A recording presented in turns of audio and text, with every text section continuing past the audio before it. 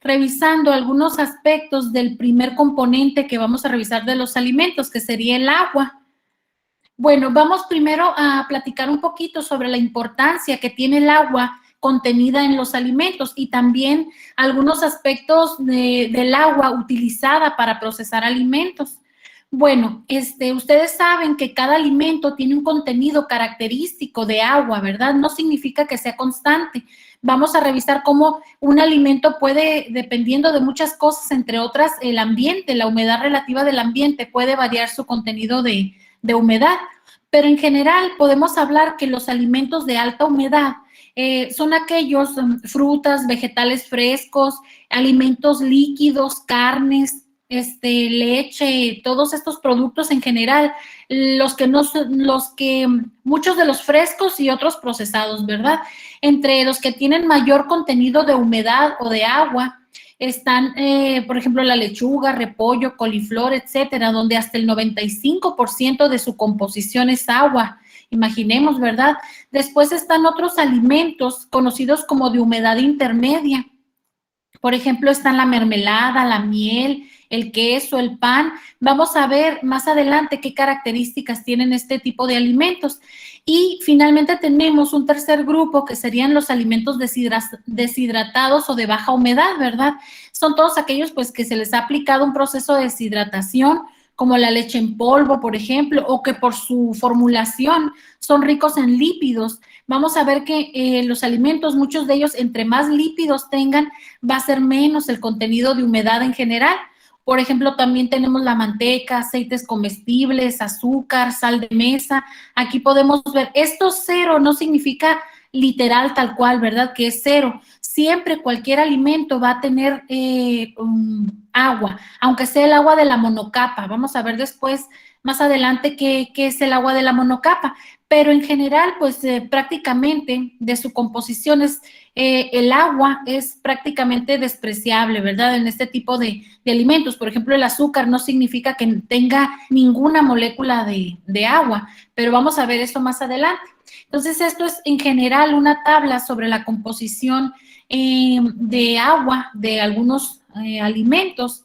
Ahora bien, ¿por qué es importante el agua contenida en los alimentos? Bueno, ustedes saben y han escuchado mucho que el agua contenida en los alimentos es un factor muy importante en su conservación. ¿Por qué? Porque el agua es un componente o es un factor determinante, el agua libre. Vamos a después ver cuál es la diferencia, los tipos de agua en un alimento, pero el agua disponible o esa fracción de agua que ¿está disponible para qué? Bueno, para reacciones deteriorativas o para crecimiento de patógenos, ¿verdad? Muchas de esas reacciones son de naturaleza química, pueden ser enzimáticas o microbianas, y estas reacciones deteriorativas pues van a reducir la vida útil de los alimentos o la vida en anaquel del alimento, y ya no digamos el crecimiento de patógenos, ¿verdad? Que pueden llevar a comprometer la inocuidad o la seguridad de los alimentos. También el agua de los alimentos interviene en este tipo de reacciones. En el caso de las químicas, pues es el medio de reacción que permite que los sustratos o bueno, los reactivos, ¿verdad?, se pongan en contacto o que las enzimas y los sustratos se pongan en contacto. Entonces, el agua funge como medio de reacción primero. También puede participar en algunas reacciones hidrolíticas, por ejemplo, reacciones de hidrólisis de polisacáridos, proteínas, lípidos. Entonces, ahí el agua interviene como reactivo, ¿verdad? Permite que las enzimas tomen sus estructuras catalíticamente activas, ¿verdad? Ustedes saben, por ejemplo, muchas de las enzimas se liofilizan o se les elimina el agua, pero para poder activarlas necesitamos ponerlas en solución, ¿verdad? En una solución a cierto pH. O buffer o tampón. Entonces, en pocas palabras, el agua va a permitir que las enzimas, aparte de ser el medio de reacción y ponerlas en contacto con los sustratos, que éstas al interactuar con el agua a través de puentes de hidrógeno o interacciones electrostáticas, finalmente las enzimas son proteínas. Entonces, al interactuar con el agua, estas van a tomar las estructuras que les permiten interactuar con los sustratos y llevar a cabo las reacciones bioquímicas.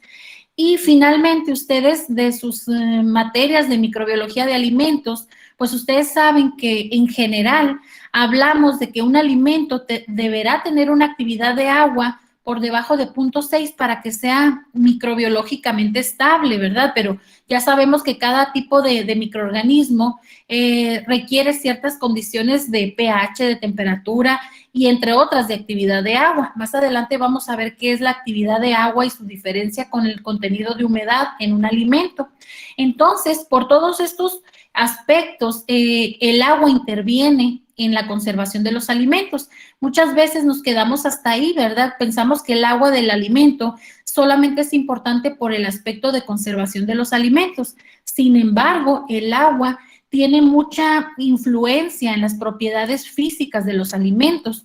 Por ejemplo, las propiedades reológicas, la viscosidad, la textura, la elasticidad de los alimentos tienen mucho que ver con el contenido de humedad del alimento. Las propiedades térmicas de los alimentos, el calor específico, por ejemplo, de unas fresas, la conductividad, la difusividad térmica, todas las propiedades térmicas que a su vez son valores que utilizamos para el diseño de procesos o de equipos para procesar térmicamente alimentos, pues son muy importantes y están se ven muy influenciadas por el contenido de humedad de los alimentos. Otra es la transferencia de masa, por ejemplo, propiedades eléctricas como la constante dieléctrica, factor de pérdida, el color, apariencia, incluso la emisión acústica, es decir, el sonido que hacen los alimentos cuando los masticamos, tienen mucho que ver, es parte de su calidad en muchos de ellos y tiene mucho que ver con el contenido de humedad de los alimentos. Y todas estas propiedades físicas finalmente son determinantes de la calidad sensorial de los alimentos y aparte, en cuanto al procesamiento, pues son muy importantes para el diseño, operación y optimización de procesos y equipos, ¿verdad? Por ejemplo, en refrigeración van a ver ustedes, o ya lo vieron, por ejemplo, para el diseño de equipos de congelación, necesitamos conocer las propiedades térmicas de lo que vamos a congelar, ¿verdad? Para saber cuánto calor tenemos que retirar por unidad de tiempo y de masa. Las propiedades térmicas de las fresas a lo mejor son diferentes a las de la carne o algún otro alimento. Entonces, por ejemplo, en general las frutas y los vegetales tienen propiedades térmicas que están muy influenciadas por las propiedades térmicas del agua, pero bueno, en general son reflejo de la suma de las propiedades térmicas de cada uno de los componentes del alimento y de las interacciones que hay entre ellos. Entonces, el agua, al formar hasta el 90 y tantos % de su composición, pues es la que más va a tener influencia en las propiedades térmicas de unas fresas, por ejemplo, que queremos congelar. Entonces, y vamos a ver que las propiedades físicas del agua, pues son peculiares, ¿verdad? Y cuando están en un alimento, pues también se comporta de cierta forma el agua en los alimentos. Entonces, como podemos ver, pues el agua de los alimentos no solamente es importante por el aspecto de conservación, sino también en todas las demás propiedades del alimento que comentábamos, ¿verdad? Las propiedades sensoriales principalmente, o las nutricionales no, porque el agua en general no aporta energía, ¿verdad? Pero, sin embargo, es básica o para el metabolismo en los seres humanos. Entonces, esos son algunos aspectos por los cuales el agua de los alimentos es muy importante. Ahora bien, por ejemplo, algunos ejemplos que nos muestran la importancia del agua en un alimento. Se habla, claro, las pasas, por ejemplo, ya a la uva deshidratada se les dan ciertos tratamientos, ¿verdad? Para mejorar su textura, sobre todo, conservación, etcétera. Pero bueno, la diferencia aquí, en teoría, la única diferencia que hay entre las uvas frescas y las pasas es el agua, ¿verdad? Que en una fue retirada la mayor parte del agua y fíjense la diferencia, ¿verdad?, que hay entre ambos alimentos, la apariencia, el color, la textura, e incluso hasta el sabor. Entonces, y en teoría, pues son el mismo alimento, nada más que uno es deshidratado. Entonces, aquí podemos ver qué gran influencia tiene el agua del alimento, ¿verdad? Cómo al eliminarla cambian muchas de sus propiedades. Aquí tenemos en el caso de la carne, ustedes saben que muchas carnes por su composición baja en grasa, o que son cortes muy magros, generalmente tienden a tener una textura muy dura y poco jugosa, y ese es algo que afecta la calidad de la carne. Entonces, para mejorar esas propiedades de textura y de jugosidad, se permite que en la carne se pueda inyectar con salmueras, con composición de cloruro de sodio y fosfatos principalmente. Pero bueno, y ahí podríamos hablar de que las salmueras, o sea, en una carne se permite inyectar agua, bueno, no nada más es agua pura, ¿verdad? Son salmueras para mejorar la textura o la blandura y la jugosidad de la carne. Entonces ahí podemos ver cómo el agua afecta favorablemente estos parámetros de calidad en la carne.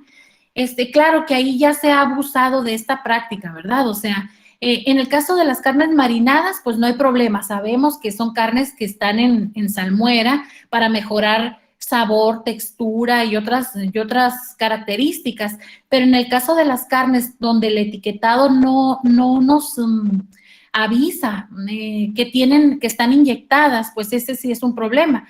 Ahora, esas carnes está permitido que se inyecten con mezclas o soluciones de sal y fosfatos en cierto porcentaje, pero en muchas de estas carnes lo que se hace es inyectar gomas para retener más líquido y pues vender carne, agua a precio de carne, ¿verdad? Que eso ya ahí pues habría que ver qué tan legal es. O sea, se puede hacer siempre y cuando se ponga en la etiqueta que es una carne inyectada, mejorada con una salmuera para favorecer positivamente la textura y el sabor y la jugosidad, pero si no está declarado, pues ahí sí no es tan bueno, ¿verdad?, para el consumidor. También en el caso de todos los alimentos deshidratados, el agua, mantenerlos libres de agua, pues es un aspecto que va a favorecer a los parámetros de calidad, ¿verdad? Entonces, en este caso, el papas fritas, todos los polvos, pues es muy importante las propiedades de absorción de esos alimentos y cómo van a interactuar con el agua. Entonces, si se fijan, estos son algunos ejemplos de cómo el agua de un alimento, si está o no está en el alimento, puede afectar algunos parámetros de calidad, ¿verdad? Ya no digamos el aspecto microbiológico, que vamos a ver más adelante la actividad de agua. Bueno, esta es una tarea que creo que viene en la plataforma de leer un artículo sobre el agua como un determinante en las propiedades de ingeniería de los alimentos. Entonces, para que lo chequen, creo que sí está dentro de las tareas de agua. Y ¿cuál es la importancia del agua en la industria alimentaria? Ustedes saben que, bueno, el agua que se utiliza para estar en contacto con los alimentos o que va a ser parte de la formulación de los alimentos o para uso en la industria de los alimentos, de entrada debe ser potable, ¿verdad?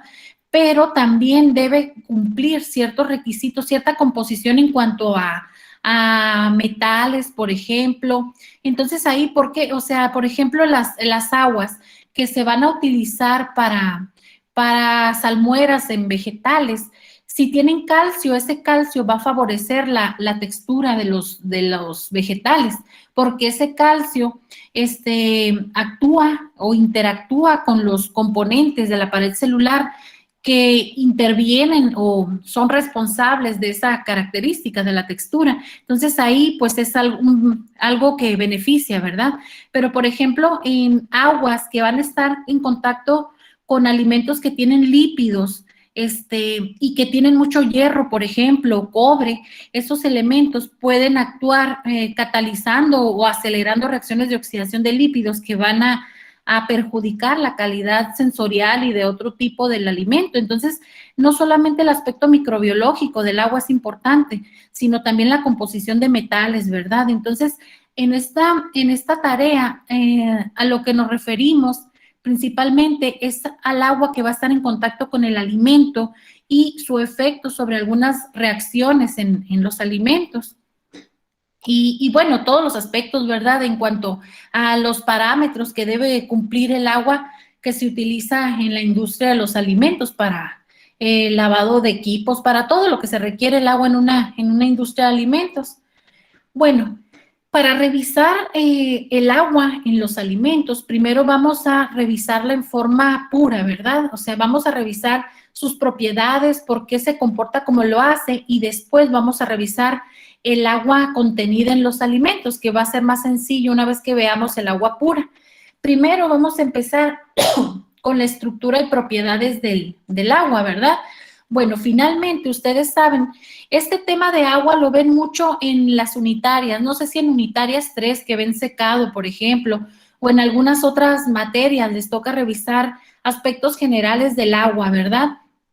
Sobre todo el proceso de secado, porque ahí pues el agua es crucial, ¿verdad? En el proceso, la vamos a eliminar.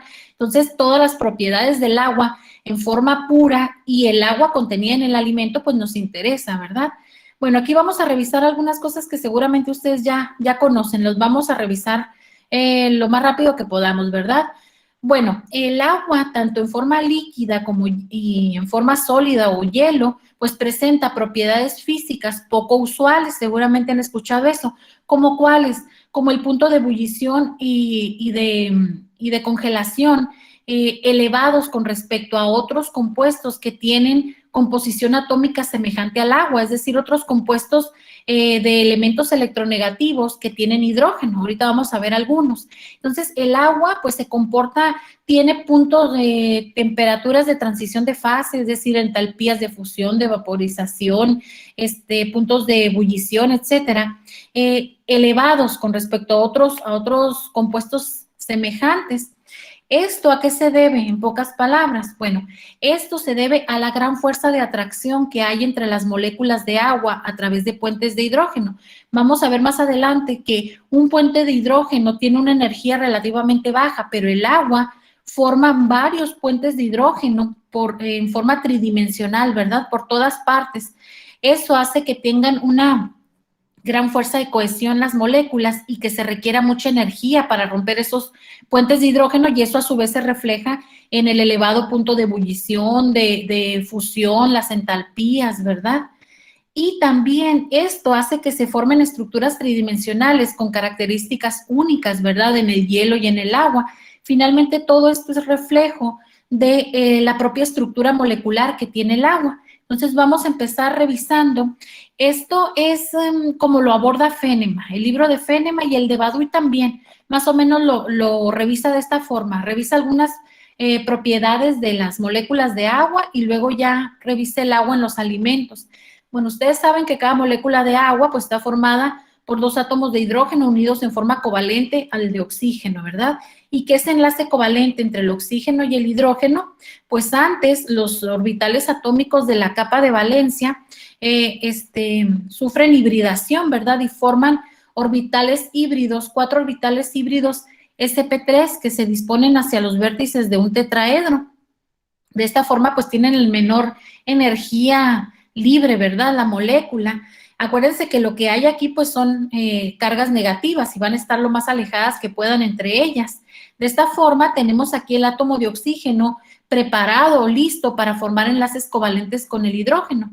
De los 4 orbitales híbridos sp3 que tiene el oxígeno, 2 de ellos son orbitales no enlazantes que tienen ambos un par de electrones sin compartir, y hay 2 orbitales enlazantes.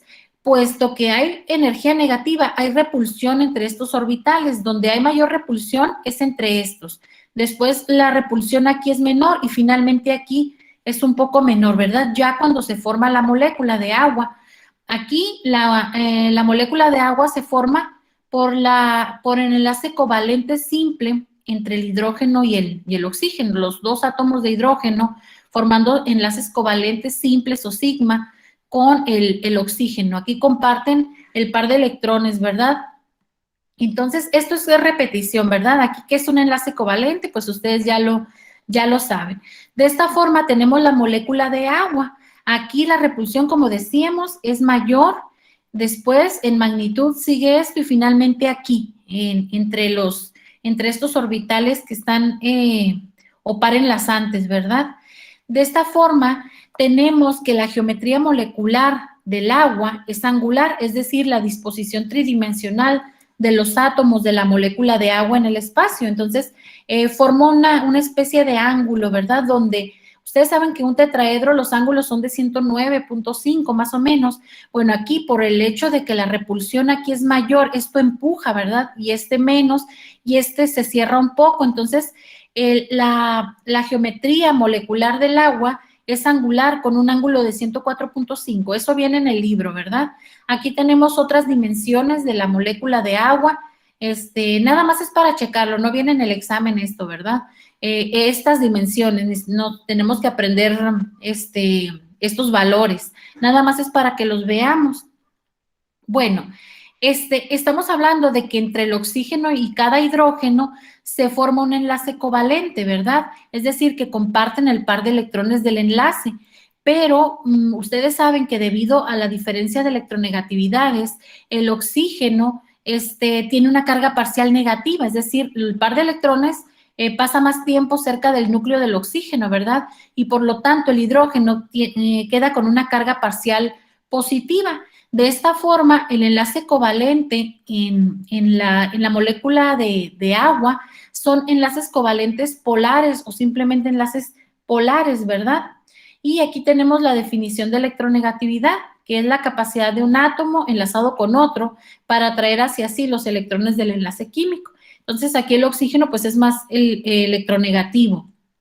Aquí nada más tenemos esto, el carácter iónico porcentual, que en el caso de los enlaces covalentes polares es de 0 y en los iónicos es de 100%, y en el caso del agua, los enlaces covalentes polares, oxígeno e hidrógeno, tienen un 40% de carácter iónico porcentual. A lo mejor ustedes ya lo vieron en primero, ¿verdad? Aquí puse una tarea que es el carácter iónico porcentual, pero esa no viene en la plataforma, por lo tanto no la van a hacer. Bueno, ¿qué es el momento dipolar de enlace? Estamos diciendo que los enlaces covalentes en la molécula de agua son polares, ¿verdad? Es decir, la densidad electrónica no se comparte por igual entre ambos átomos por la diferencia de electronegatividades, ¿verdad? Entonces, el momento dipolar de enlace es el producto de la distancia entre las cargas parciales o entre los dos núcleos de los átomos y el valor absoluto de las cargas. Más que saber cómo se obtiene, es qué nos dice un momento dipolar de enlace, ¿verdad? En pocas palabras, es una medida de la polaridad de un enlace covalente dentro de una molécula. Es decir, si este valor, este momento dipolar de enlace es muy elevado, significa que la densidad electrónica está muy cargada hacia un lugar, es muy polar este enlace covalente, ¿verdad? Es decir, la parte negativa es muy negativa y la carga parcial positiva pues es importante. Otra cosa es que expresa la asimetría de la carga eléctrica en un enlace químico. Ahorita vamos a ver por qué es importante esto, ¿verdad? Y bueno, las unidades en las que se expresa el momento dipolar de enlace son unidades de Bay. Ahora bien, la polaridad de las moléculas, queremos llegar a la polaridad, ¿verdad? De la molécula. ¿De qué depende la polaridad de una molécula? Pues ustedes recordarán que depende de que haya momentos dipolares de enlace, es decir, que haya este tipo de enlaces, ¿verdad? Enlaces covalentes polares. Y finalmente esos pues son cantidades vectoriales, es decir, hay una magnitud y una dirección de desplazamiento de la nube electrónica, pero también depende de la geometría molecular. Por ejemplo, aquí tenemos dos moléculas, el CO2 y el agua. El CO2 es una molécula no polar, ¿por qué? A pesar de que tiene enlaces covalentes polares o enlaces polares, el hecho de que aquí, ¿cómo se desplaza la densidad electrónica? Aquí tenemos el oxígeno, es más electronegativo, atrae hacia él la nube de electrones, ¿verdad? Pero lo mismo hace el otro y con la misma fuerza. Es decir, son vectores, ¿verdad? Tiene una magnitud y una dirección o sentido. Entonces, si nosotros hacemos la suma de estos dos vectores, pues la resultante es 0. Por lo tanto, no hay un desplazamiento neto de la nube de electrones en esta molécula, en el CO2, y por lo tanto, esta molécula es no polar. En cambio, en el agua, por la geometría angular que tiene, hay un desplazamiento neto o un momento dipolar resultante. Sí, entonces esta molécula, el agua, sí es una molécula polar. Sí, entonces aquí en esto pues viene la definición, ¿verdad? No posee un momento dipolar resultante y la presencia de enlaces polares no necesariamente implica que la molécula sea polar. Hay que ver también la geometría, ¿verdad?, de la molécula. En cambio aquí la molécula de agua sí es una molécula polar. En este caso, ¿de dónde sale el momento dipolar resultante del agua? Bueno, ustedes saben que el par de electrones que comparte el oxígeno con los hidrógenos los atrae hacia él, pero aquí el oxígeno tiene dos pares negativos, entonces que hay una repulsión, ¿verdad? Si nosotros hacemos la suma de estos vectores, pues va a haber un desplazamiento neto de esa nube o densidad electrónica, ¿verdad? Lo que hace que la molécula de agua sea una molécula polar, altamente polar. Aquí podemos ver, ¿verdad?, que sí hay un desplazamiento de la nube de electrones. Entonces, de esta forma, una molécula de agua tiene una carga doblemente, una carga parcial negativa doble, ¿verdad? Y dos cargas parciales positivas. Y aquí tenemos, pues, cómo es más o menos la distribución de la densidad electrónica en la molécula de agua y vemos que es una molécula polar, ¿verdad? Ahora bien, otra forma de representar esto es con las flechas cruzadas sobre la estructura de Lewis que nos indican hacia dónde se desplaza la densidad electrónica y esta otra representación, ¿verdad? Con las cargas parciales negativas y positivas. Eso viene en el libro. Ahora bien, aquí tenemos el agua, ¿verdad?, con su geometría angular. Aquí está, comparando el agua con otros compuestos formados por hidrógeno y elementos muy electronegativos. Acuérdense que todos estos están en la parte superior derecha, ¿verdad?, de la tabla periódica, donde están los elementos más electronegativos y son compuestos de hidrógeno, así como el agua. Solamente por debajo del fluoruro de hidrógeno. El momento dipolar resultante más elevado lo tiene el fluoruro de hidrógeno. Quiere decir que la molécula de fluoruro de hidrógeno es muy polar, pero el agua también es una molécula muy, muy polar, ¿verdad? Entonces, en el libro y en el texto viene la molécula de agua es una molécula altamente polar. Bueno, pero eso ¿qué implicaciones tiene, verdad? Aquí tenemos otras moléculas, otros ejemplos de moléculas polares y no polares, que no precisamente están en alimentos, ¿verdad? Aquí, por ejemplo, tenemos una molécula polar, aquí tenemos una no polar, es decir, la resultante o el momento dipolar resultante en las no polares, pues es cero, ¿verdad? En el caso de los alimentos, muchos de los compuestos que están en los alimentos son de tres tipos, los vamos a ver, ¿verdad? O los grupos funcionales que tienen los componentes de los alimentos pueden ser polares, no polares o iónicos, y el agua va a interactuar con cada uno de estos de diferente forma y con diferente fuerza, y eso es muy importante para los tipos de agua que hay en el alimento y el término de actividad de agua. Por ejemplo, aquí la glucosa, así como el agua es una molécula polar, pues también dentro de una molécula puede haber grupos polares y no polares y iónicos, ¿verdad? En este caso, la glucosa, todos los que están aquí se pueden encontrar, son compuestos que están en alimentos.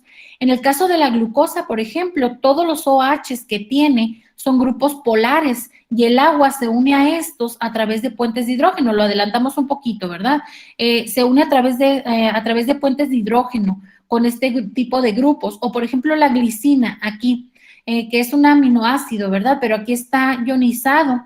Con estos es una atracción ion-dipolo, es una atracción electrostática más fuerte que la que forma por puentes de hidrógeno. Pero aquí el objetivo no es tanto ver, lo vamos a ver más adelante, aquí nada más indicar que hay grupos polares, ¿verdad?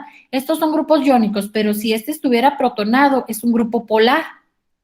Tenemos la lactosa, el glicerol, aquí tenemos grupos no polares, el agua va a interactuar de cierta forma con este tipo de grupos.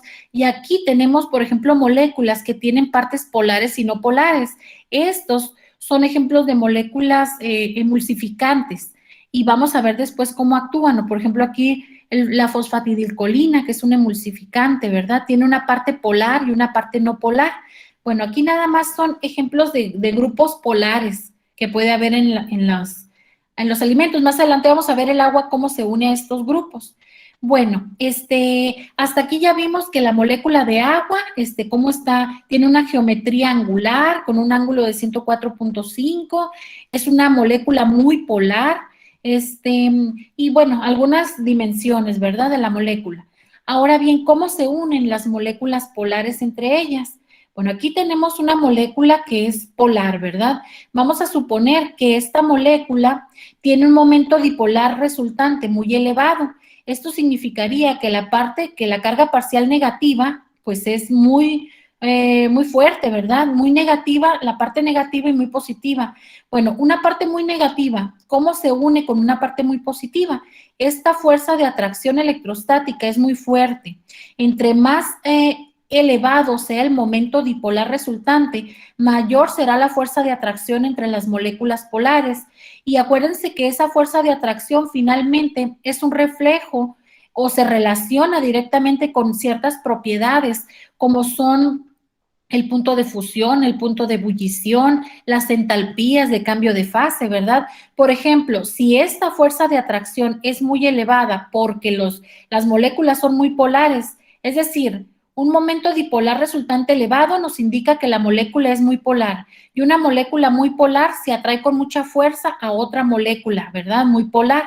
Y la energía que se requiere para romper este tipo de interacción va a ser elevada. Por lo tanto, esta energía es un reflejo de ciertas propiedades o las propiedades físicas como los puntos de ebullición, de fusión, etcétera, son reflejo de una gran atracción electrostática entre las moléculas.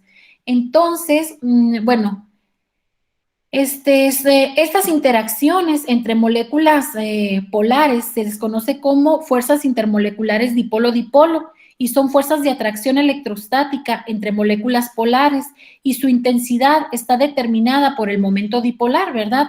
Y ese momento dipolar finalmente, acuérdense que una molécula muy polar tiene un momento dipolar elevado. Por lo tanto, si nosotros sabemos que el agua tiene un momento dipolar elevado, ahorita lo veíamos, de 1.84, solamente por debajo del fluoruro de hidrógeno, ¿verdad? ¿Qué significa? Que el agua, cualquiera que sea el tipo de enlace que forme, bueno, es una atracción electrostática, ¿verdad? Ahorita lo vamos a ver, es muy elevada esa fuerza, por lo tanto, se requiere mucha energía para romper ese tipo de enlaces. Y bueno, este tipo de enlaces son las principales responsables de las propiedades físicas de la materia. Ahora bien, aquí es en general, ¿verdad? Las fuerzas intermoleculares dipolo-dipolo o fuerzas de atracción entre moléculas polares. Bueno, el agua es una molécula polar, ¿verdad? Y forma un tipo especial de interacciones electrostáticas dipolo-dipolo llamadas puentes de hidrógeno o enlaces de hidrógeno. Pero finalmente es lo mismo. Si la molécula de agua es muy polar, se atrae con mucha fuerza a otra molécula y por lo tanto se requiere mucha energía para romper ese tipo de enlaces que son los puentes de hidrógeno.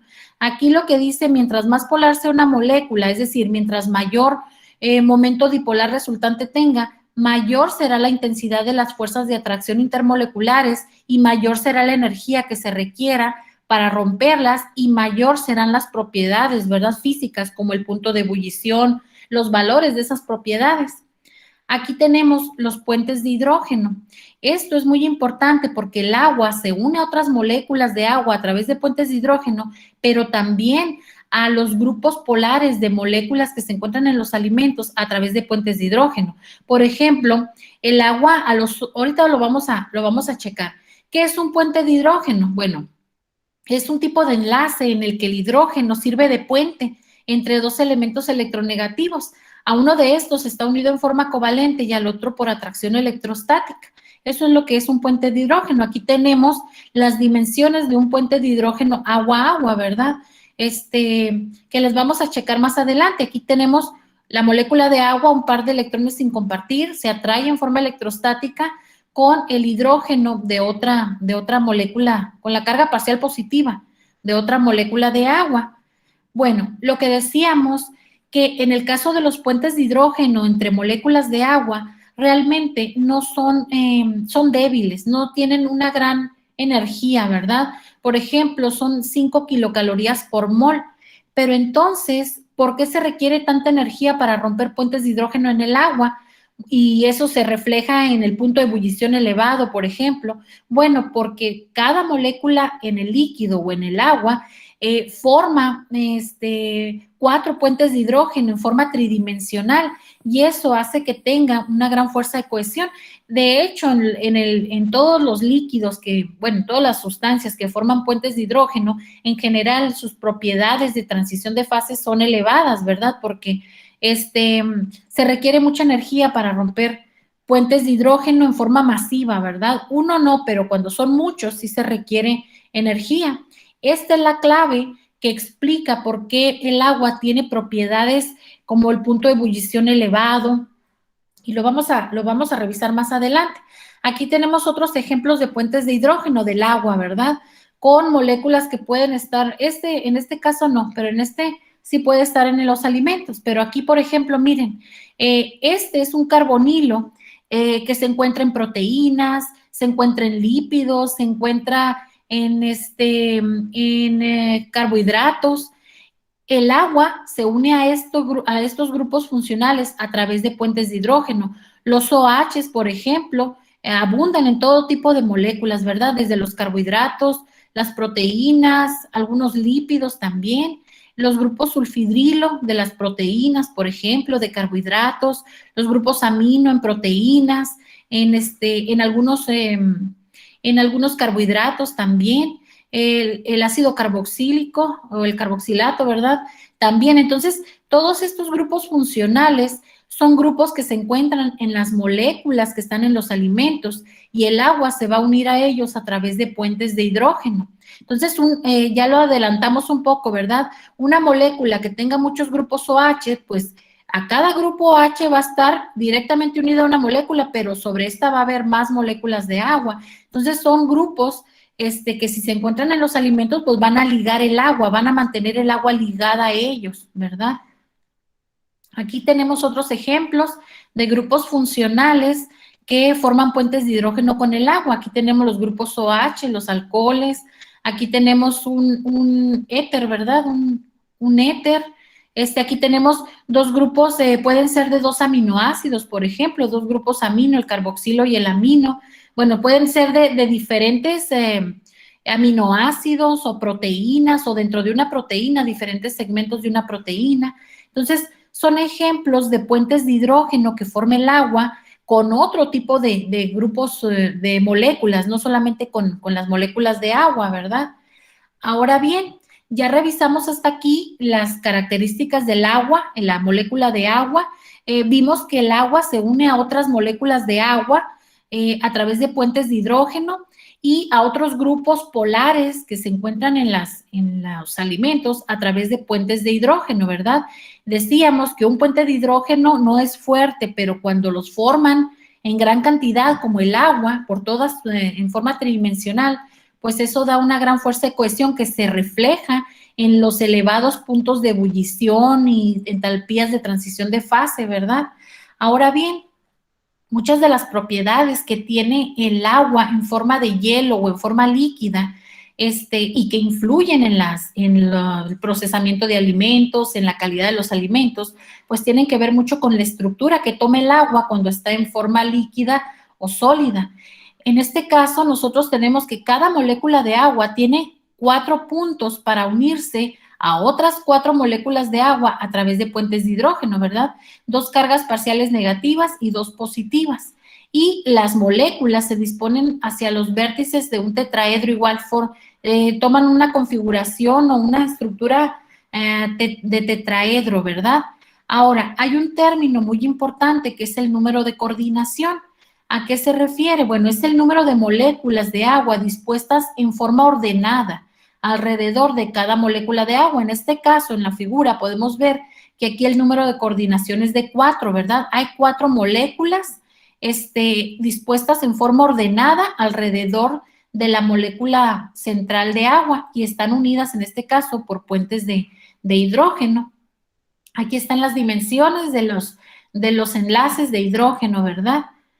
Bueno, en el caso del hielo, la estructura del hielo se considera Bueno, el hielo es un sólido cristalino que posee una estructura o un orden estricto y regular, es decir, aquí cada molécula ocupa un espacio definido a cierta distancia de las otras, ¿verdad?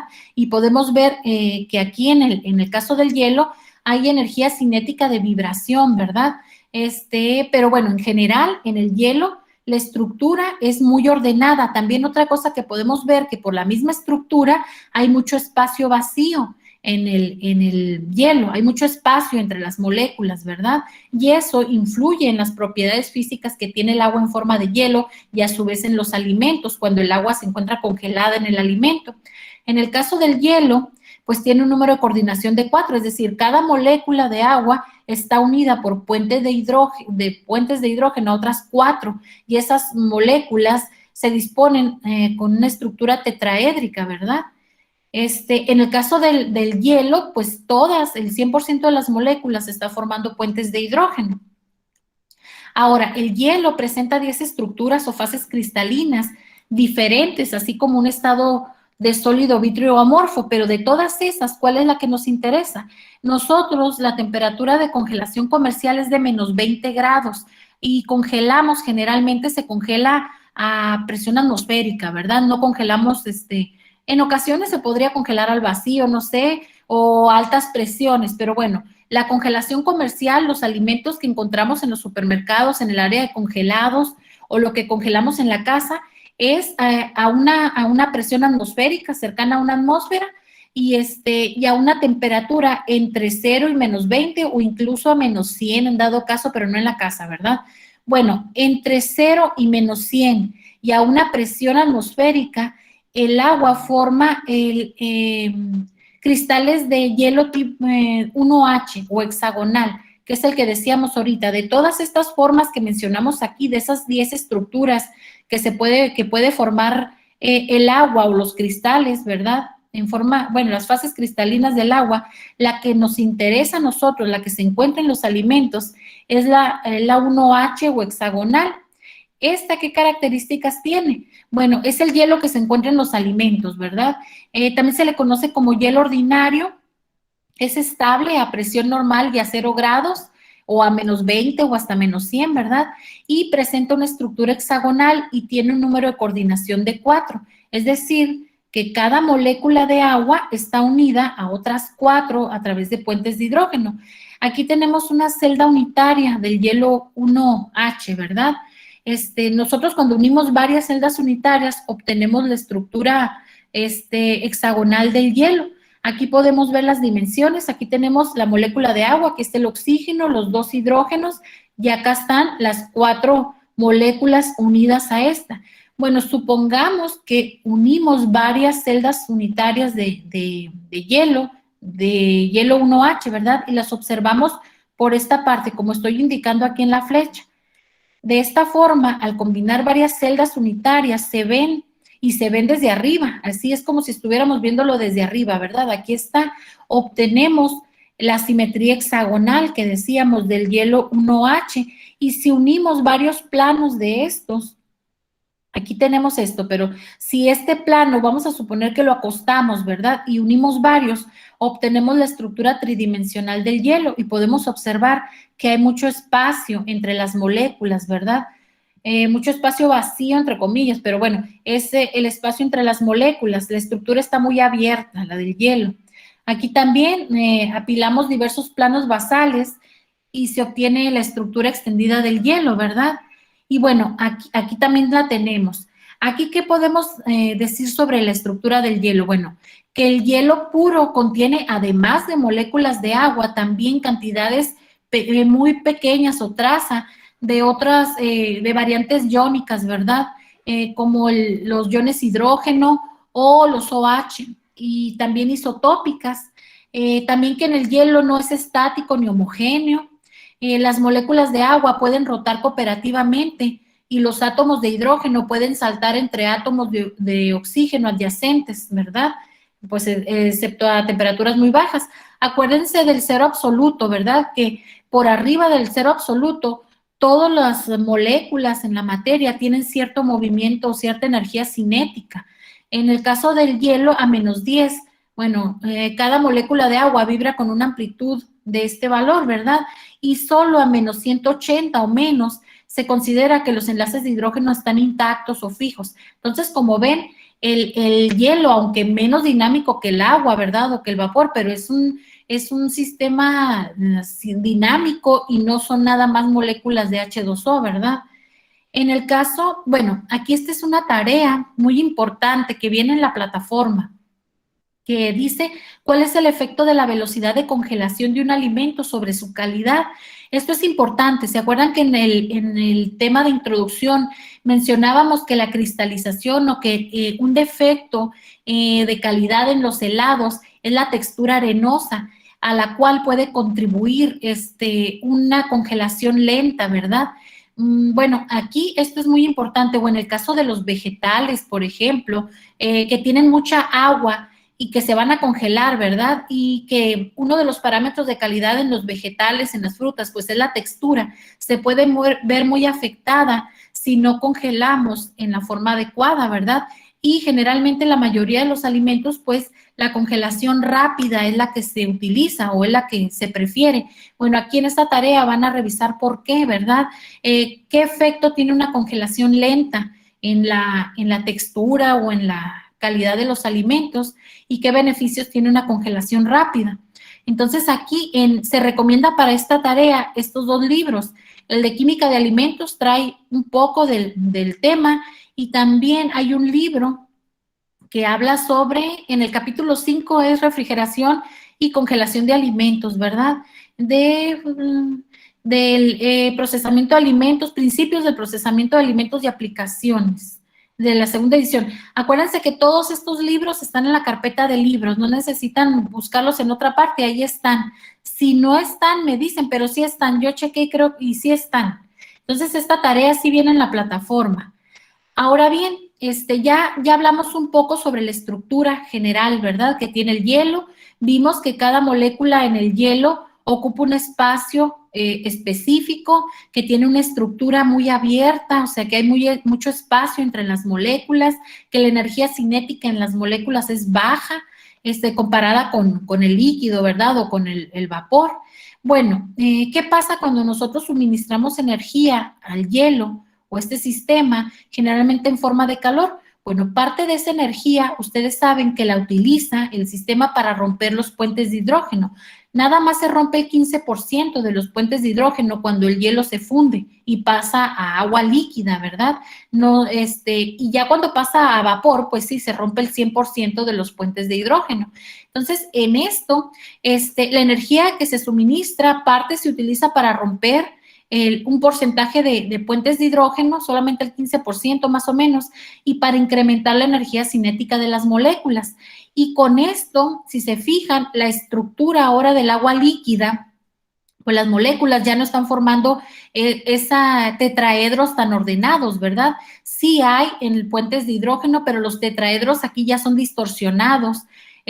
Las moléculas están más juntas unas de otras y tienen más energía cinética, ¿verdad?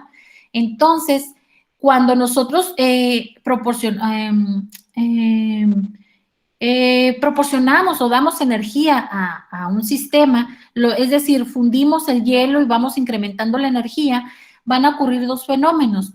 Va a incrementarse el número de coordinación, es decir, las moléculas cuando rompen los puentes de hidrógeno, algunos, cada molécula de agua, si se fijan, va incrementando el número de coordinación hasta un 4.9, es decir, aproximadamente 5. Ahorita vamos a ver cómo que 5, ¿verdad? Porque estábamos hablando, bueno, cada molécula de agua tiene 4 sitios nada más para formar puentes de hidrógeno, porque aquí estamos hablando que el agua puede estar rodeada por 5 moléculas de agua en un momento determinado. Y también se incrementa la distancia entre las moléculas de agua más próximas, ¿verdad? Estos son los dos fenómenos que ocurren cuando nosotros pasamos el agua de hielo a líquido y de líquido a vapor más adelante. De hielo a líquido. Bueno, aquí el número de coordinación, porque hablamos de un 5 aproximadamente. Esto significa que cómo podría una molécula de agua estar unida a 5 moléculas de agua alrededor de ellas.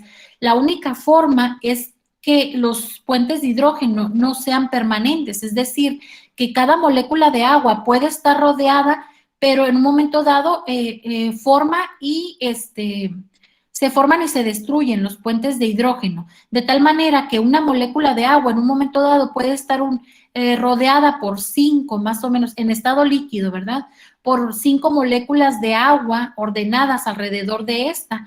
Entonces, esto nada más se explica, pues, porque los puentes de hidrógeno no son permanentes, se están formando y destruyendo. Tienen una vida promedio de aproximadamente 10 a la menos 11 segundos, ¿verdad? Eso explica por qué en el agua líquida el número de coordinación es mayor. Es decir, cada molécula están más juntas y puede estar rodeada por unas 5 moléculas de agua, ¿verdad?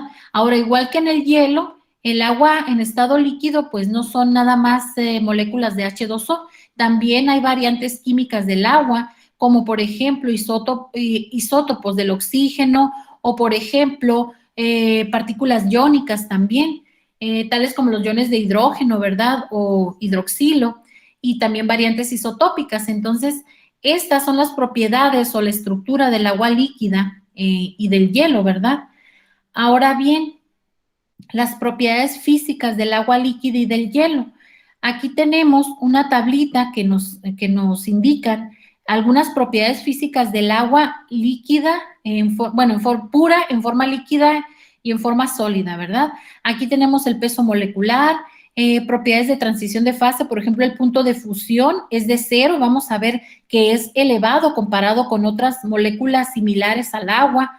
El punto de ebullición es de 100, es muy elevado comparado con moléculas similares al agua.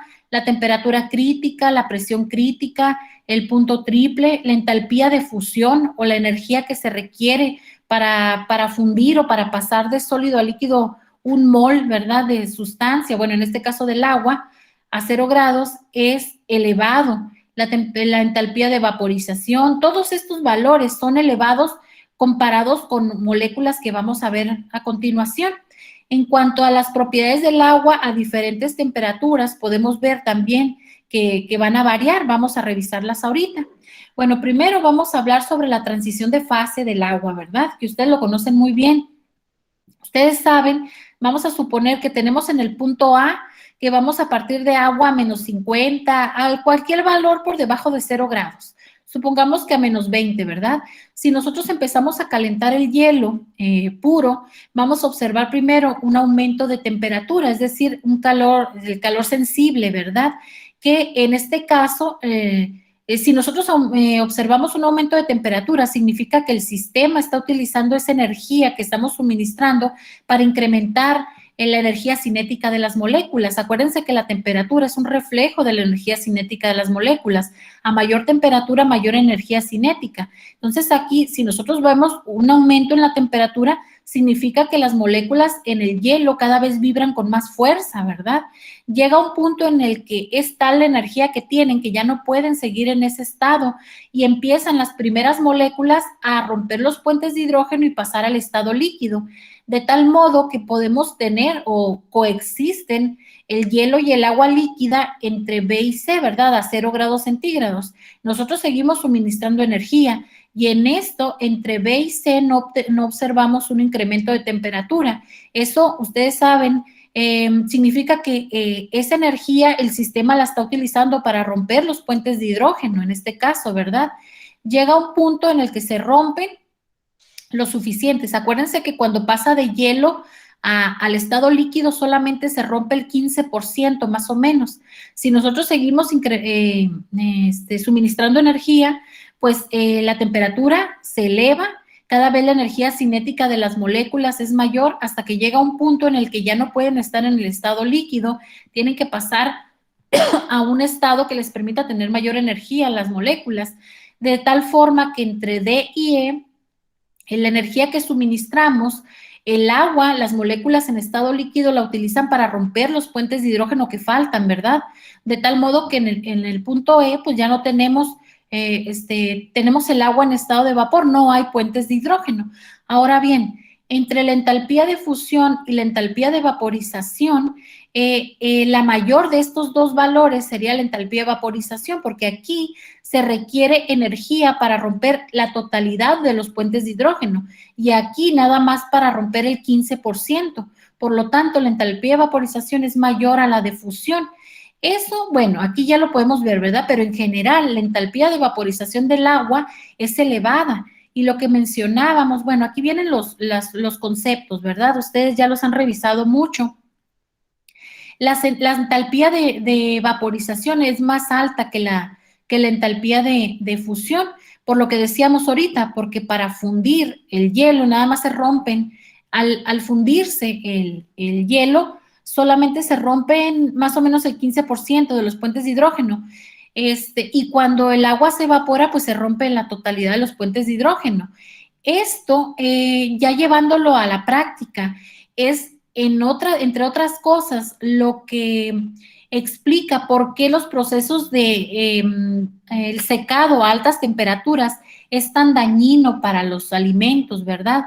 Porque se requiere, eso es en el agua pura. Ahora imagínense, el agua en un alimento no es agua pura y esas propiedades, si el agua pura a una atmósfera de presión tiene un punto de ebullición de 100 grados, el agua en un alimento está ligada, está más difícil eliminarla en un alimento. Vamos a ver por qué.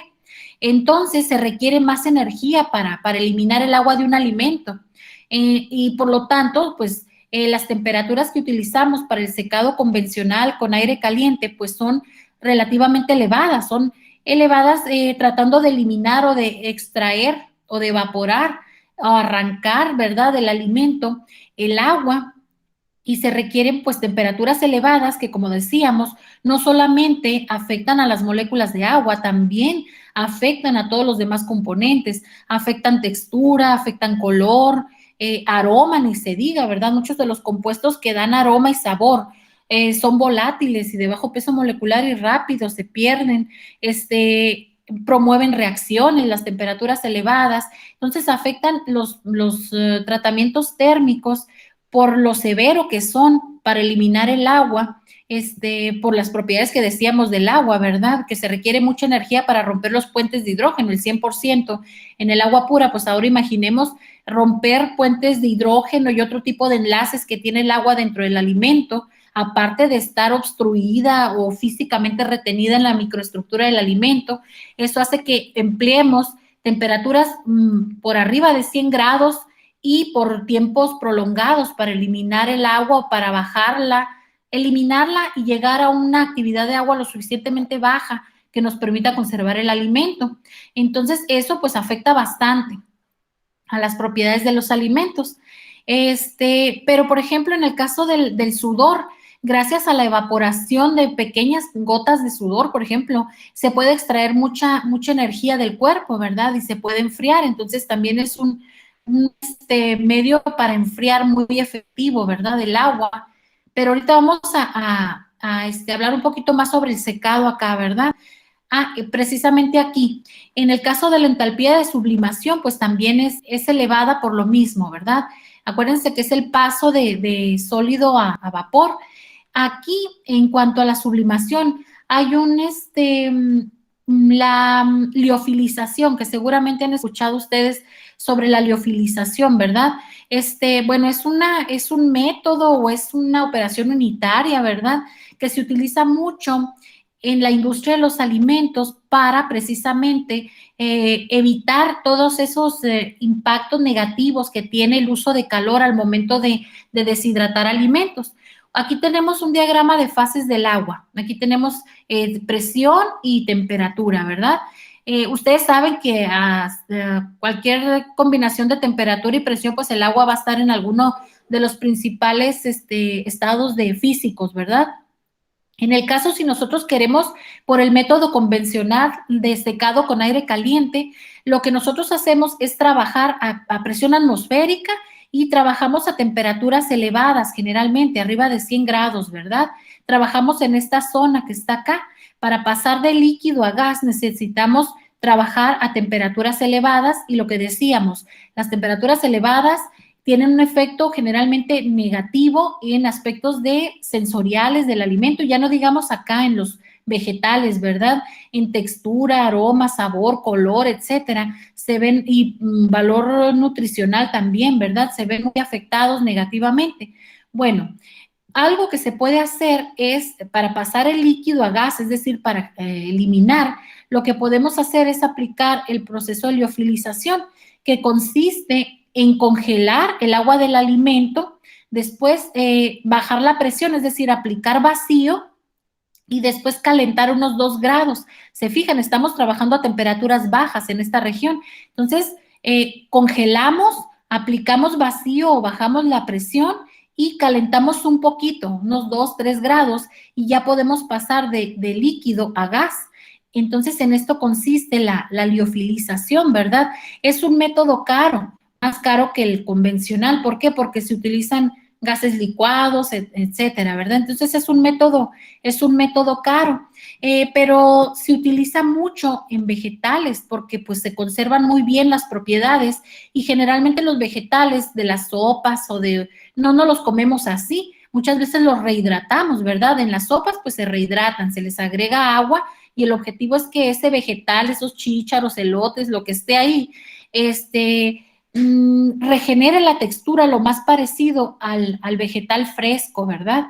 O en cualquier otro alimento. O en el caso de las levaduras, por ejemplo, nosotros las levaduras para pan, todo eso no las podemos deshidratar con calor porque las matamos, ¿verdad? Entonces se utiliza la liofilización. O, por ejemplo, alimentos como el café instantáneo, que su valor radica en los compuestos que dan aroma y sabor al café, ¿verdad? Entonces, si aplicamos temperaturas elevadas, pues vamos a eliminarlos. Entonces,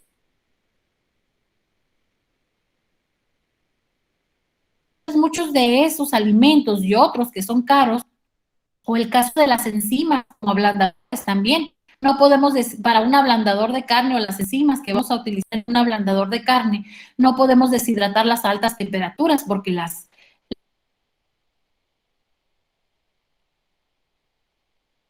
inactivamos. Lo que se hace es aplicar la liofilización, ¿verdad? Para eliminar el agua, pero sin dañar, o sin dañar la... ¿Me iban a preguntar algo? No, es que de pronto como que se trabó. ¿Ya se escucha? Sí. Sí, es que sí, en internet como que a veces no sirve mucho, pero ya escucha, ¿verdad? Sí, maestra. Sí. Sí, maestra. Entonces, bueno, comentábamos que la liofilización, pues es un método caro, relativamente caro comparado con los tradicionales, ¿verdad? Pero las ventajas que tiene sobre la calidad del producto, pues no se logran con los otros métodos en general. Entonces, en las sopas a lo mejor, aunque son baratas, por ejemplo, una sopa instantánea que tiene a lo mejor vegetales liofilizados, es barata, pero porque se adicionan pocos, nada más, o sea, traen 2, 3 chícharos, ¿verdad? No traen muchos. Entonces ahí, pues sí se puede aplicar o se pueden comprar vegetales liofilizados, ¿verdad? En un momento dado. Bueno, la tarea 5 también creo que viene en la plataforma. Es un libro que les estoy pasando sobre los fundamentos de los procesos de congelación, de liofilización. Habla sobre la liofilización y todas las aplicaciones en la industria de alimentos. Entonces, habla sobre los fundamentos, pero también por qué es caro el proceso, ¿verdad? Y muchos alimentos lo aplican. Entonces, y qué bondades tiene y qué ventajas con respecto al método tradicional. Bueno, decíamos que el agua, comparada con sus propiedades físicas, comparadas con las de otros moléculas de composición atómica similar, pues se comporta en forma rara, ¿verdad? ¿A qué nos referimos? Bueno, si se fijan, aquí tenemos el metano, el amoníaco, el agua, el fluoruro de hidrógeno. Disculpe, maestra. Sí, dígame. Creo que no está compartiendo la pantalla. A ver, déjenme ver. Déjenme checar, ¿eh? A ver. Sí, a mí tampoco me parece.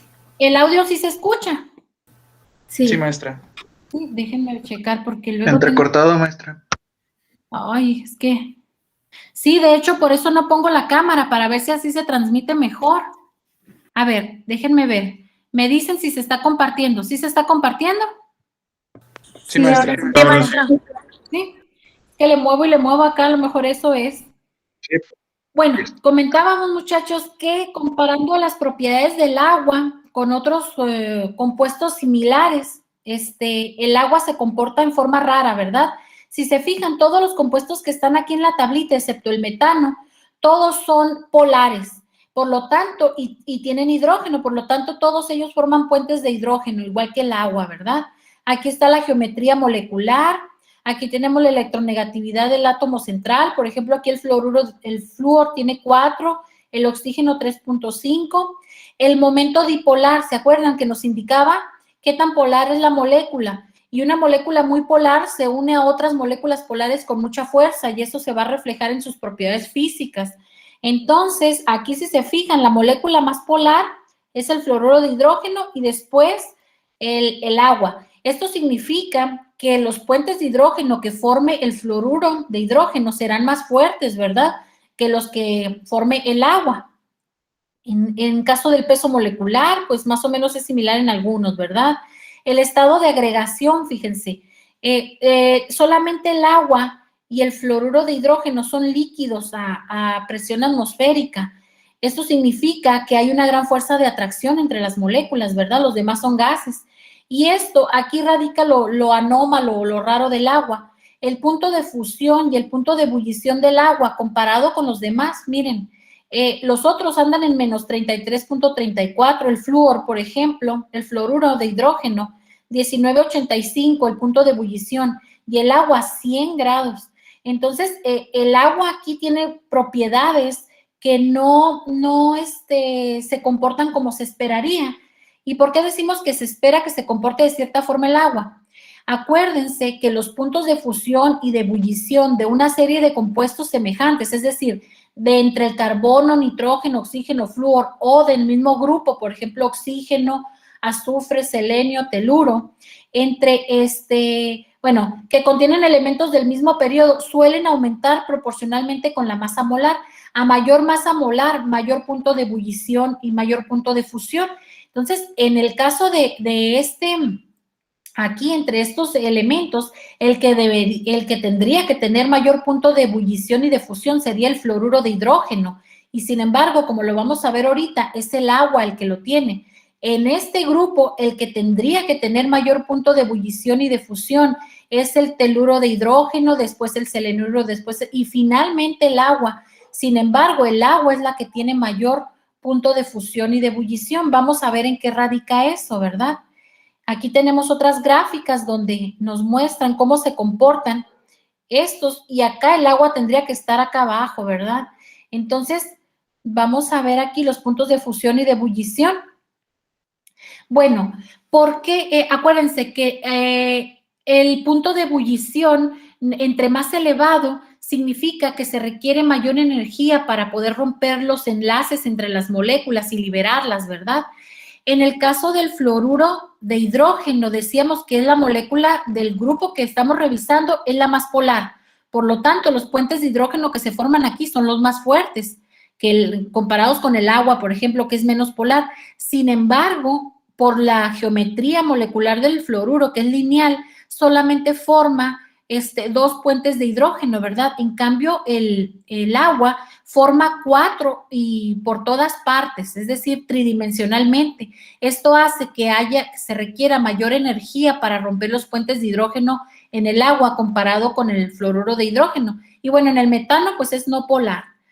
Aquí está, y en el caso comparado con estos compuestos, me voy a adelantar un poquito. Aquí están, todos estos compuestos tienen la capacidad de formar 4 puentes de hidrógeno, tienen la misma geometría angular, porque el agua entonces tiene un punto de ebullición y un punto de fusión tan elevados.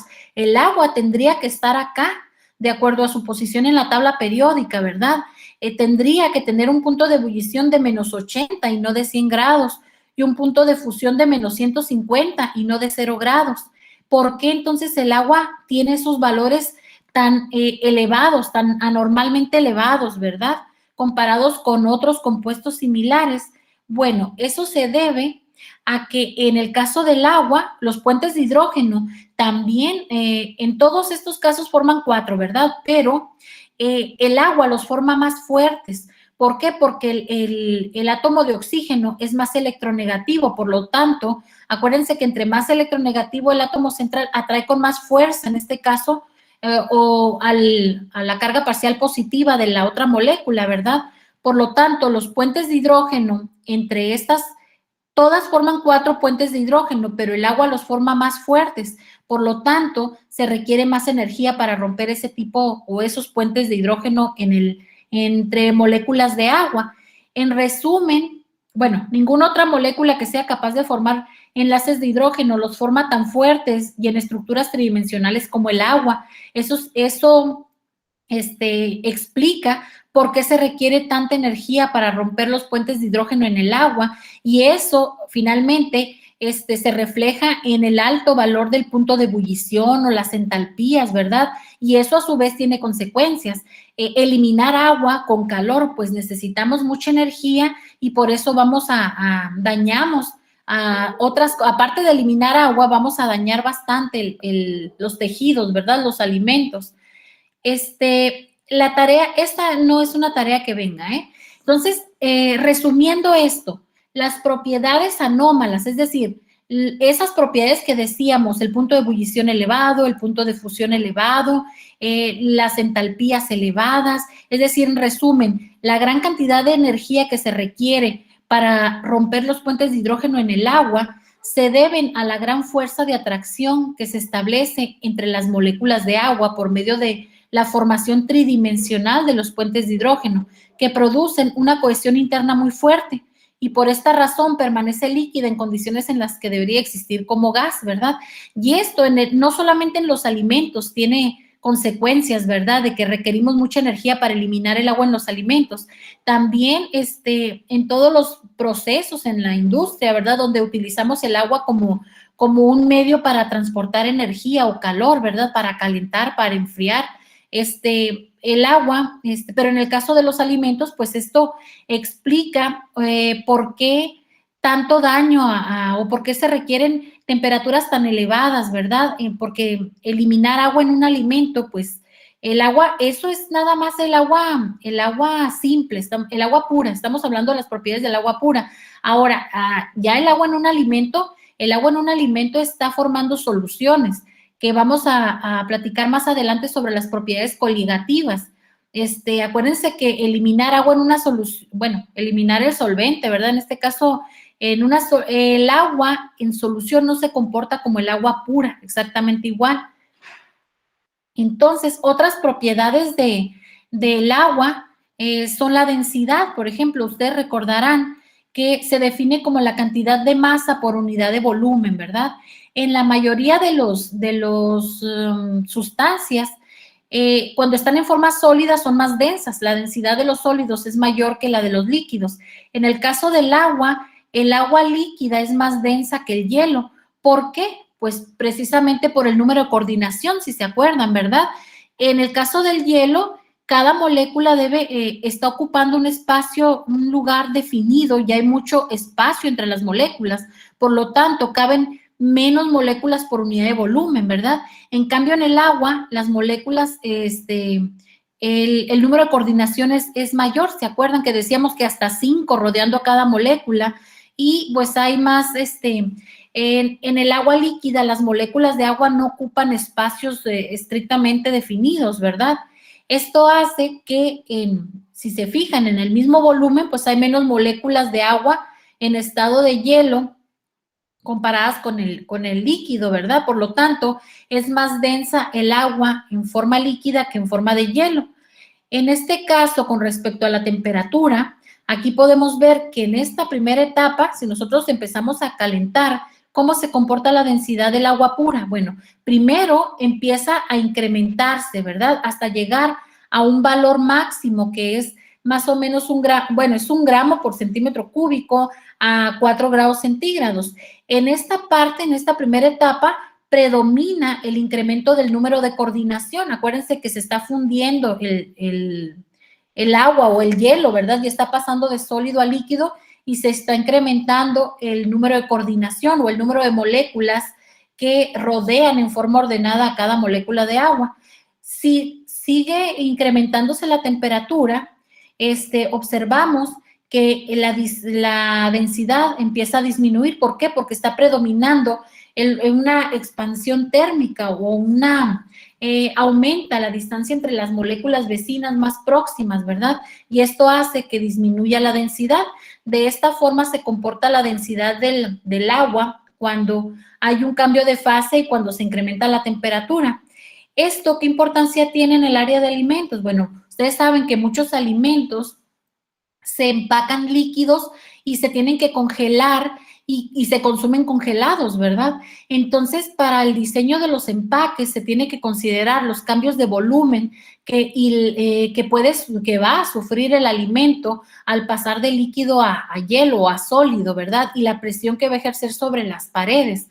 Por ejemplo, hablan de que en el libro de la maestra Vicky Mendoza habla sobre las botellas que las botellas de refresco de vidrio pueden reventarse en el congelador. Uno podría pensar, bueno, ese es un defecto de calidad, ¿verdad? Es algo que no debe sucederle al consumidor. Bueno, pero aquí, si es que llega a pasar esto, a mí nunca me ha pasado, no sé si a ustedes, pero si esto llegara a pasar, no podemos demandar a la empresa ni hacer nada porque este alimento no está diseñado, ni el empaque tampoco está diseñado para congelarse, ¿verdad? No lo vamos a consumir congelado en una botella. Entonces, si con todo y todo no sé si se ocurra, yo creo que no, primero se salta la ficha, yo creo, ¿verdad? Pero si se fijan, es relativamente grueso la botella de los refrescos, como para romperse, ¿verdad? Por la presión que va a ejercer el hielo sobre las paredes. Entonces, no creo que haya ese problema, pero bueno, ahí viene ese ejemplo, ¿verdad? Pero independientemente de eso, un refresco no está diseñado para consumirse congelado en una botella. Se puede consumir frío, obviamente que así es, pero no congelado. Por lo tanto, aquí el empaque, pues no tendrían por qué estar pensando en los efectos que va a tener el líquido una vez que se congele, los cambios de volumen y ese cambio de volumen, el efecto que tiene sobre las paredes del recipiente, ¿verdad? En cambio, unas paletas en una bolsita, como los bolis, por ejemplo, si se empacan líquidos y después se congelan, se tendrá que considerar los cambios de volumen que va a sufrir el alimento congelado y el efecto que tiene en ese empaque. Entonces, se tiene que considerar un empaque, pues, que resiste esa presión, ¿verdad? O en el caso del agua de los lagos, ¿verdad? Que, bueno, el agua al congelarse, pues aumenta de volumen y, bueno, el hielo se forma en la parte superior, ¿verdad? Porque es menos denso y en la parte, que queda por debajo del hielo, pues no se congela. Aparte, tienen que ver las propiedades coligativas, ¿verdad? Y bueno, esos serían algunos ejemplos sobre la densidad del agua. Ahora bien, la viscosidad, también cómo varía con la temperatura. Bueno, ustedes saben que la viscosidad es una medida de la resistencia de los líquidos a fluir, ¿verdad? Y algo que dice que los líquidos con fuerzas intermoleculares fuertes son más viscosos que los que tienen fuerzas intermoleculares débiles.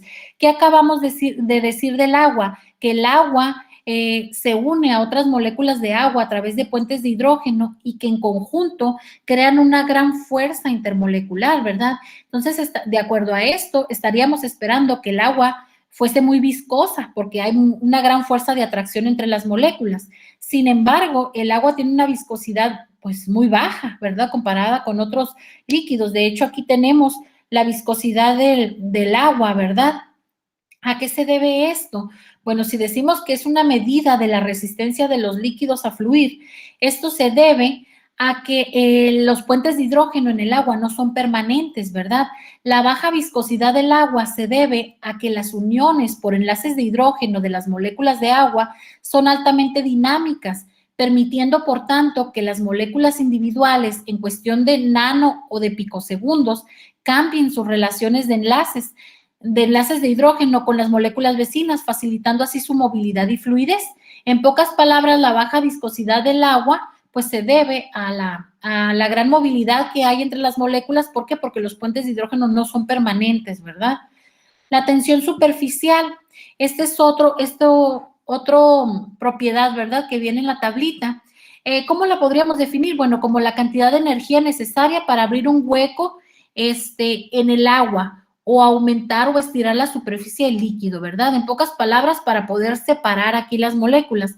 Acuérdense que las moléculas se atraen, las de la superficie se atraen entre ellas a través de puentes de hidrógeno, ¿verdad? Entonces forman una especie de cama elástica que pues necesitamos agregar o cierta energía para poder separar las moléculas y poder entrar en el seno del líquido, ¿verdad? Entonces, bueno, la elevada tensión superficial del agua pues se debe a la gran fuerza de atracción entre las moléculas a través de puentes de hidrógeno. Y ustedes saben que la tensión superficial disminuye conforme aumenta la temperatura, ¿verdad? Porque acuérdense que la distancia entre las moléculas también aumenta y eso pues hace que haya menos resistencia a hacer un hueco, ¿verdad?, en la superficie. Ahora la presión de vapor. Este es un concepto muy importante en alimentos, sobre todo en actividad de agua, ¿verdad? Ustedes saben que a cualquier temperatura las moléculas, bueno, tienen cierta energía cinética, ¿verdad? En el caso de un líquido, aquí tenemos las moléculas, tienen movimientos de vibración, de rotación, están chocando unas con otras, ¿verdad? En el caso de una molécula que está en la parte interna o en el seno del líquido, pues está rodeada por todas tridimensionalmente y formando puentes de hidrógeno con todas las moléculas vecinas, ¿verdad?, de agua. Pero en el caso de las de la superficie, estas fácilmente pueden escapar. La energía la obtienen de los choques entre las moléculas, ¿verdad? Pueden escapar porque no están tan agarradas, por así decir, ¿verdad? Nada más las de abajo las ligan, pero los demás tienen pueden escapar y esa energía que se requiere para romper los puentes de hidrógeno los obtienen de los choques, ¿verdad? Ahora bien, sabemos que cuando hay un gradiente de humedad con el ambiente, pues va a haber una vaporización o una evaporación de las moléculas de agua, ¿verdad? Bueno, este proceso ustedes saben que se le conoce como evaporación o vaporización, que es el paso del líquido a un gas. Si nosotros este líquido lo calentamos, pues más energía cinética y mayor va a ser el número de moléculas que pasen a la forma de vapor, ¿verdad? O, por ejemplo, en el caso de un charco, cuando trapeamos la casa, sin que nosotros agreguemos calor, las moléculas del estado líquido pasan al estado de vapor, ¿verdad? Por un gradiente de concentración de masa, pues, de humedad con el ambiente. Entonces, para explicar la presión de vapor, ustedes saben, por ejemplo, aquí vamos a suponer que tenemos un recipiente cerrado herméticamente, que tenemos un manómetro conectado y que tenemos el líquido congelado. Supongamos en forma ideal que aquí las moléculas de agua, que sería el líquido aquí verde, ¿verdad? El 100% de estas moléculas están formando puentes de hidrógeno, ¿verdad? Están congelados y el espacio pues está vacío. A cualquier temperatura fuera del punto del cero absoluto, ¿verdad? Las moléculas tienen cierta energía para pasar a la fase de vapor. Claro que en el líquido, en el hielo, el 100% están formando puentes de hidrógeno, pero si tenemos el líquido a 0 grados, a cualquier temperatura, aunque no apliquemos energía, habrá ciertas moléculas que tengan la energía suficiente para escapar a la fase de vapor. Aparte hay un gradiente de concentración, ¿verdad?, de agua. Entonces las primeras moléculas salen y empiezan a ejercer una presión sobre las paredes del recipiente y también sobre el manómetro y podemos tomar una lectura de presión, ¿verdad? Conforme sigue el tiempo, siguen saliendo moléculas. Llega un punto en el que el espacio de cabeza se satura, ¿verdad? Se alcanza un equilibrio dinámico, es decir, ya no hay un número neto de moléculas que salgan ni que regresen al líquido. Cuando se alcanza ese equilibrio dinámico a una determinada temperatura, nosotros podemos leer la presión y esa es la presión de vapor, es decir, es la presión que ejercen las moléculas que escaparon del líquido cuando se alcanza ese equilibrio dinámico, ¿verdad?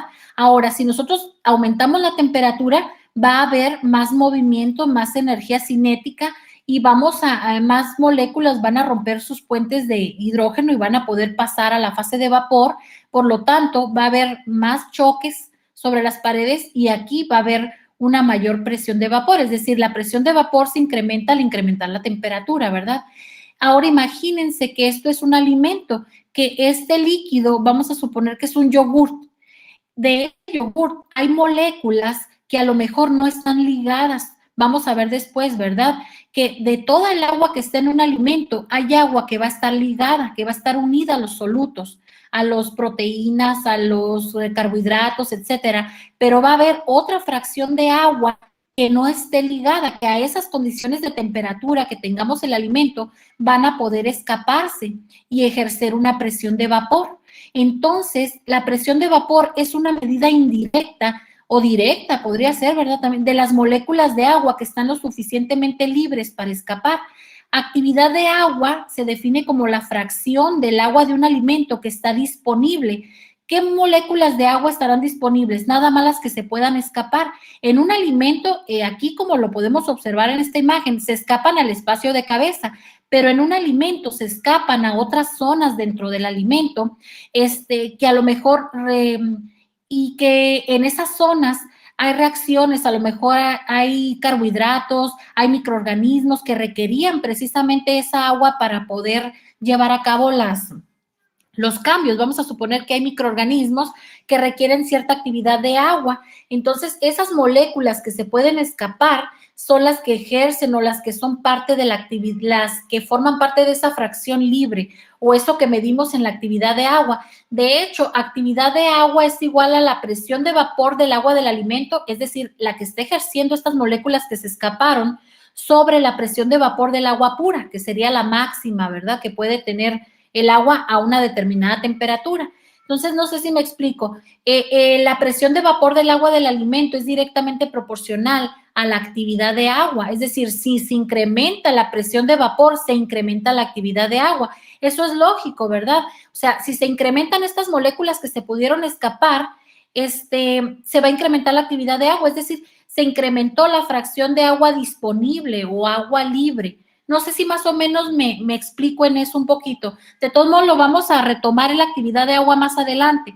A lo que quiero llegar con esto es que la presión de vapor es un parámetro muy importante que nos habla sobre qué fracción de moléculas están libres. Solamente van a ejercer una presión de vapor aquellas moléculas que se hayan liberado del líquido y puedan ejercer la presión de vapor. Si una molécula no puede liberarse del líquido, entonces no está ejerciendo una presión de vapor y por lo tanto no está libre, no va a participar en reacciones químicas, ni bioquímicas, ni crecimiento de microorganismos.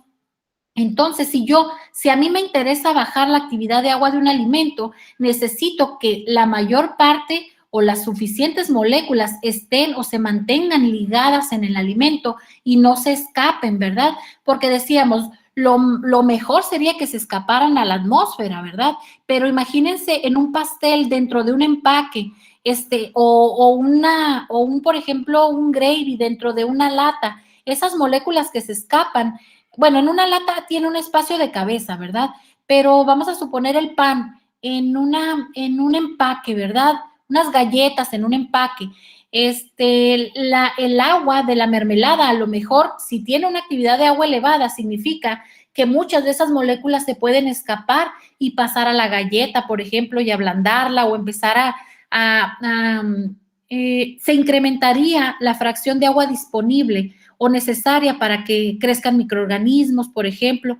Más o menos me expliqué. Sí, maestra. Sí, maestra. Sí, maestro.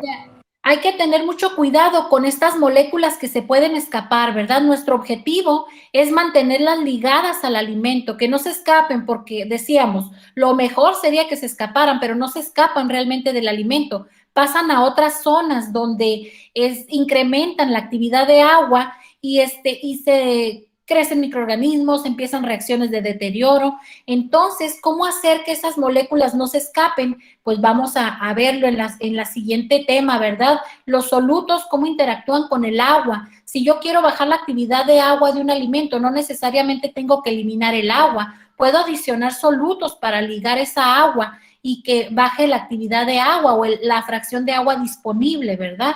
O sea, acuérdense, no necesariamente tenemos que eliminar o sacar el agua en un secado, por ejemplo. La podemos ligar dentro del alimento. En una mermelada, por ejemplo, no necesitamos sacar el agua, o de hecho no podemos porque es parte de la textura o de la reología de ese producto la da el agua, pero necesitamos que esa agua esté ligada, ¿verdad? O que esté donde debe estar, que no esté disponible, no esté libre. Por lo tanto, que la presión de vapor de ese alimento sea baja, ¿verdad? Entonces, lo que acabo de comentar está aquí escrito, muchachos? En cuanto a la presión de vapor, es un término que vamos a retomar más adelante. Acuérdense, la presión de vapor se va a incrementar cuando aumenta la temperatura. ¿Por qué? Porque más moléculas de agua van a tener energía para poder escaparse, ¿verdad? Y pasar a esa fracción de agua disponible. El calor específico es otro concepto o otra propiedad, en este caso del agua, que ustedes la conocen bien, que se define como la cantidad de energía, generalmente en forma de calor, necesaria para producir un incremento o una disminución, ¿verdad?, de temperatura en una determinada masa de sustancia, ¿verdad? En el caso del agua líquida, tiene un calor específico de 4.18 y en el hielo tiene 2.10. Si estamos hablando de un cambio de temperatura, para que nosotros observemos un cambio de temperatura, tenemos que incrementar la energía cinética, ¿verdad? Aquí la energía cinética de las moléculas en el hielo, pues es de vibración nada más, y acá son vibración y rotación. ¿Dónde necesitamos meter más energía para notar un cambio de temperatura? En el agua líquida, ¿verdad? Para elevar la temperatura del agua líquida, es decir, para aumentar la energía cinética promedio de sus moléculas, primero tenemos que romper muchos puentes de hidrógeno intermoleculares y después producir movimientos de vibración y rotación, a diferencia de en el hielo. Aquí no rompemos puentes de hidrógeno y solamente son movimientos de rotación.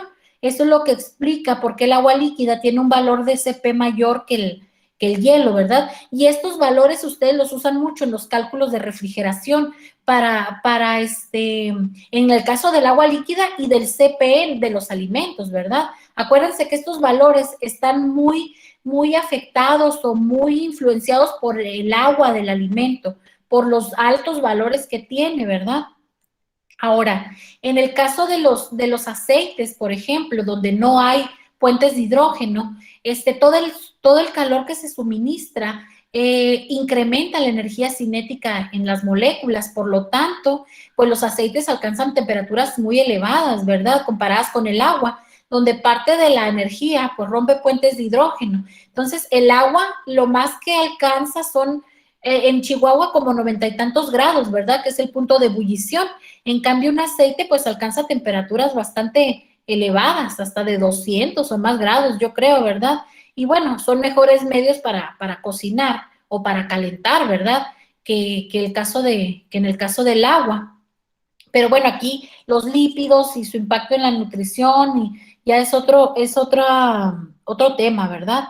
En el caso de la conductividad térmica, ustedes saben que se define como la cantidad de calor por unidad de tiempo que se conduce unidimensionalmente en este caso, ¿verdad? En estado estacionario a través de un material y todo lo que viene de espesor unitario cuando existe un gradiente de temperatura. Bueno, en pocas palabras, ¿qué es la conductividad térmica? Nos indica qué tan bien o mal una sustancia conduce el calor a través del mecanismo de conducción, ¿verdad? Es una medida de la capacidad de una sustancia para conducir el calor mediante vibración molecular, es decir, para transferir la energía cinética de sus moléculas a otras moléculas adyacentes o a sustancias con las que están en contacto, ¿verdad? Entonces aquí el hielo a 0 grados tiene una conductividad de 2.24. El agua a 0 grados tiene una conductividad mucho menor, ¿verdad? Casi menos de la mitad. y el agua a 80 igual. Fíjense, ¿quién es mejor conductor del calor? El hielo. ¿Por qué? Porque gracias a la estructura que tiene el hielo, donde todas las moléculas de agua están unidas a través de puentes de hidrógeno, la energía se conduce rápidamente porque están conectadas. Es como una telaraña, ¿verdad? Si ustedes le pegan a una telaraña en una esquina, rápidamente se transfiere la vibración a través de toda la red. Igual aquí, por eso es que el hielo es mejor conductor del calor que el agua líquida. En el caso del agua líquida, pues los movimientos de traslación, ¿verdad? Tiene que ser a través de colisiones moleculares y cambios de densidad, tiene que subir el agua y generar corrientes, ¿verdad? Entonces, aquí es más, el agua líquida es un conductor de calor menos eficaz que el hielo, ¿verdad? ¿Esto qué implicaciones o en qué lo podríamos aplicar? Bueno, la descongelación es más lenta que la congelación. ¿Por qué? Imagínense que no está esta parte del dibujo, ¿verdad? De congelación. Cuando nosotros descongelamos, ¿qué pasa? Primero tenemos una sola masa de hielo, ¿verdad? Conforme administramos calor, ese calor va a fundir la capa superficial del hielo y esta se va a convertir en agua líquida. Después, si seguimos suministrando energía, ese calor tiene que pasar a través del agua líquida, que es un conductor menos eficaz, decíamos ahorita, del calor, hasta llegar al hielo, a la parte, al núcleo, ¿verdad? En cambio, en la congelación, ¿qué pasa? Primero tenemos un cuadro de agua líquida, un cuadro azul. Conforme retiramos energía, el frente de congelación o lo primero que se congela es la superficie y el calor restante que necesitamos retirar para congelar toda la masa de agua, va a pasar a través del hielo, que es un mejor conductor del calor. Por lo tanto, en resumen, la congelación es más rápida que la descongelación y ese es un punto crítico, ¿verdad? Al momento, el proceso de descongelación de los alimentos es más lento que el de congelación. Y bueno, aquí, acuérdense que en el caso de microbiología, ¿verdad? De alimentos, si la superficie se descongela, pues obviamente que hay agua disponible y en la superficie pues puede está más en contacto con el ambiente, entonces puede haber contaminación o microorganismos, etcétera, más los nutrientes. Imagínense que esto es un pedazo de carne congelada y conforme la estamos descongelando, el agua de la parte superficial que está en contacto con el ambiente, pues ya está disponible y se incrementa la actividad de agua. Entonces eso hay que checar también la descongelación, la velocidad de descongelación de un alimento y su influencia en la inocuidad, ¿verdad? Sobre todo en el crecimiento de microorganismos. Entonces, no sé si sea un punto crítico de control, pero bueno, en algunos alimentos a lo mejor sí podría ser, ¿verdad? La difusividad térmica simplemente es la relación entre la capacidad que tiene un alimento de conducir el calor con respecto a la que tiene para almacenarlo, ¿verdad? En el caso del hielo es 9 veces mayor que la del agua y eso indica que en el hielo, en un ambiente dado, experimenta un cambio de temperatura más rápido que el agua líquida. Es nada más otra de las propiedades. Y finalmente la constante dieléctrica, que es una medida de la tendencia del disolvente, en este caso el agua, a oponerse a las fuerzas electrostáticas de atracción entre iones. Aquí vamos a suponer el agua, esto lo vamos a ver más adelante, pero el agua tiene una constante dieléctrica elevada, es decir, que tiene la capacidad de solvatar los iones y mantenerlos separados. Tiene eso finalmente es lo que decíamos, la medida de la tendencia del disolvente a oponerse a las fuerzas de atracción electrostática entre los iones. Esto es lo que vamos a ver en el siguiente tema, ¿verdad? Cómo interactúa el agua con los grupos iónicos y eso qué impacto tiene en los alimentos, en la actividad de agua principalmente. No sé si tengan alguna duda hasta aquí. No, maestra, yo la única duda que tengo es, ¿eso también va a venir en el examen del viernes? No. El examen del viernes, acuérdense que cada tema tiene su propio examen. El examen del viernes es de introducción nada más. Creo que son 10 preguntas, no me acuerdo la verdad.